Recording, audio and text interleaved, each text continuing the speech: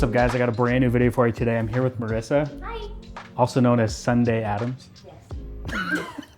Anyway, we're shooting another video with the X-T5 and we're gonna do some low light stuff. So low light autofocus, low light, just high ISO, because I never really covered that. We're doing this really weird, creepy Christmas scene. I've never done it before.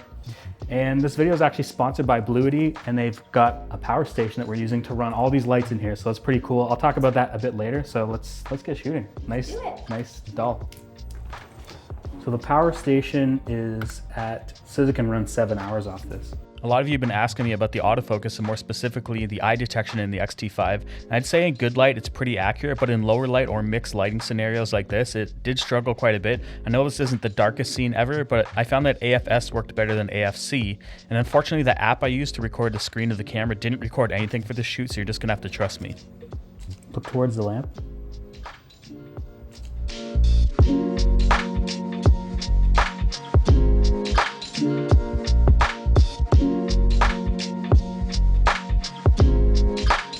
Seems to be locking onto the eye okay. Love that. And then we're gonna use the TV to light the other side of your face. I know you're here to see how the X-T5 performs in low light as well as high ISO, and I know these aren't the darkest scenes ever, but they are darker than I would typically shoot, and I kind of hovered around that 1600 to 3200 ISO range just because I feel like that's the sweet spot on the sensor where the color, the noise, and the detail still look pretty acceptable. So I kept switching between AFC and AFS to see which autofocus mode worked best for the eye detection in this type of lighting scenario, and I found that AFC actually worked pretty good once you put a little bit more light on the eye. And look back off towards the lamp again. More towards that power station actually. Man, the eye detection just dancing everywhere. Everywhere but where I want it to be. It's going to your nostril. This camera, I should actually tell the camera what I'm using for my recipe. I'm gonna tell you exactly what I'm using for a recipe, all right? Classic negative, grain effect off, because we want to use the high ISO noise. Color chrome effect strong, color chrome effects blue weak, smooth skin effect off. My white balance is 3500 Kelvin, but I've shifted everything crazy. So my red is -4, blue is -2. Dynamic range, 200. Tone curve, we've got -1 on the highlight and -2 on the shadows. And then the color -2, and that's it. I think high ISO noise reduction's turned off. And that's it. So we're getting this weird kind of bluish green creepy look to it. Because this room is actually like not creepy. So since this video is sponsored by Bluetti, let me give you a little rundown on the EB3A portable power station we're using to run all the lights off of in this room. And I've actually been using this for a while now, and it kind of just lives in the back of my car because I never know when I might need it. And I think that if you're a photographer or filmmaker shooting jobs on remote locations, sometimes it's hard to find power to keep your devices charged up. And this is one of their lightest and most portable power stations at 10 pounds and can actually output up to 600 watts with a 268 watt-hour capacity. And what I've been mainly using this power station for is when I'm not near any AC power, charging camera batteries, I can charge drone batteries, as well as keeping my phone charged. So there's 9 outputs and you can use multiple outputs at the same time. It has 3 12-volt DC outputs, 2 USB-A ports, as well as 1 USB-C with PD. So that's power delivery up to 100 watts, which is more than enough to charge most laptops pretty quick. And the thing that I'm most stoked on is that it has 2 120-volt AC outlets, which can handle up to 600 watts, and that's pure sine wave. Not all power stations actually do pure sine wave, and most studio lights won't actually run off anything unless it is. So I really pushed this on the last shoot I did in studio, where I was actually running a 300-watt light at 100% power, and it ran it for about 45 minutes, which makes sense because the battery inside is 268 watt-hour. When it comes to the design, it's pretty straightforward and simple, which I love. It's got a nice top carrying handle as well as a bright LCD display that gives you all the info you need.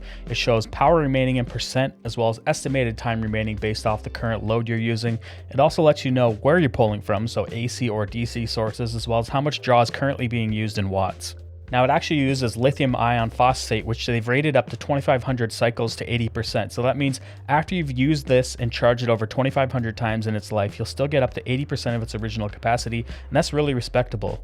Now, when it comes to charging the unit, you can actually charge it off solar up to 200 watts, and they have a kit for that, but specifically I'm going to talk about AC power.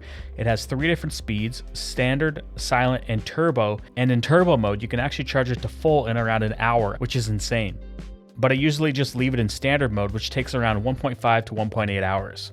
I also did another test in my office running an Aperture 120D at 90% power, and it actually lasted over 2 hours, and that's pretty solid given its capacity.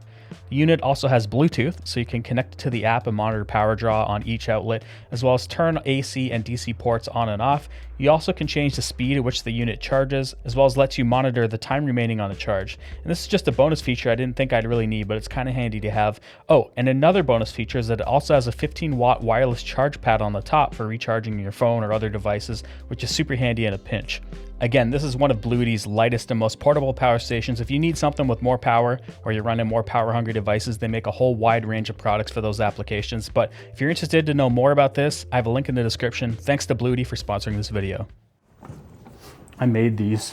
So one of the plans is for you to like hold this up, like out in front of you kind of thing, like up high, and it's pretty dope. Bring it down a little bit.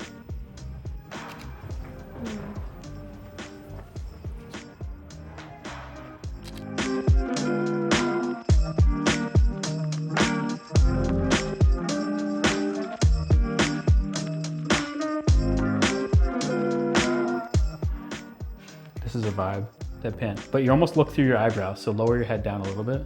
Yeah. Let's move to your left a little more. Love it. It's pretty dope.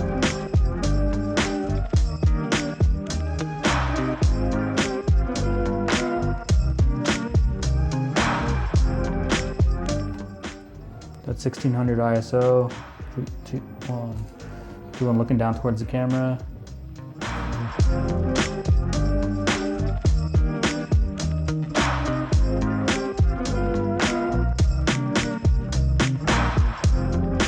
Bring your right hand down.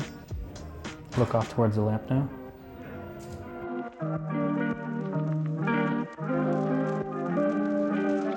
I like the color tone. I like the boots. Yeah, the boots are sick. I wouldn't even care if the light caught the edge of the frame anyway. Look towards, straight into the camera. Bring both hands up to the collar of your shirt. Right towards my hand.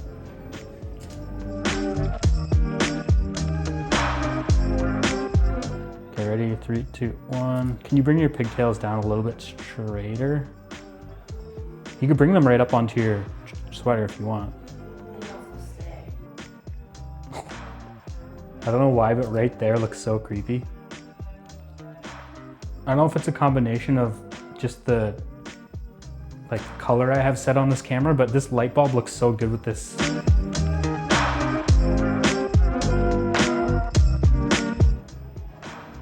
I can't tell if this is creepy or just awesome.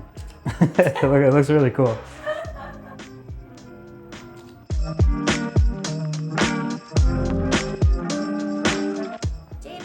I wish I could export this look as a LUT. So you can't technically export a LUT, but you can open it in Fuji X-Raw Studio, and this is where you actually process it through the camera using X-Raw Studio. So what it can do is it can actually process all these looks through the camera, so you get that color science versus trying to do it in Lightroom.